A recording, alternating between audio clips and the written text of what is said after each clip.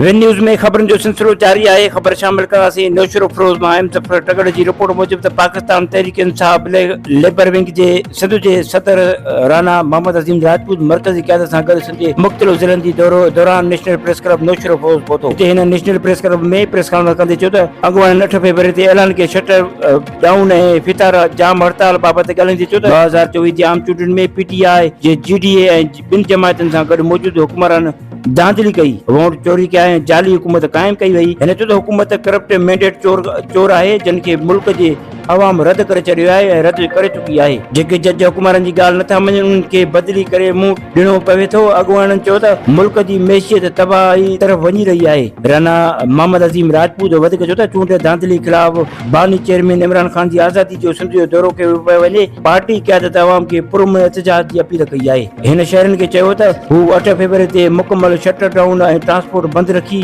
यकजहतीअ जो इज़हार कनि ऐं मैंडेट चोर हुकूमत ख़िलाफ़ पंहिंजो एहतजाज रिकॉर्ड कराइनि। हिन मौक़े ते जनरल सेक्रेटरी सज्जाद हसन, नायब सदर Nasrullah Khan, additional general secretary Nusrat Khan, Naushar Afroz, general secretary Haji Faiz Mohammad, labour wing ज़िलई सदर अख्तर अली, जनरल सेक्रेटरी लियाकत अली कुरैशी, फैज़ुल्लाह पठान, रहीमदाद मरी, फारूक भट्टी, इशफाक भुट्टो ऐं ॿिया पार्टी अॻुवान तोड़े कारकुन साण सां गॾु हुआ।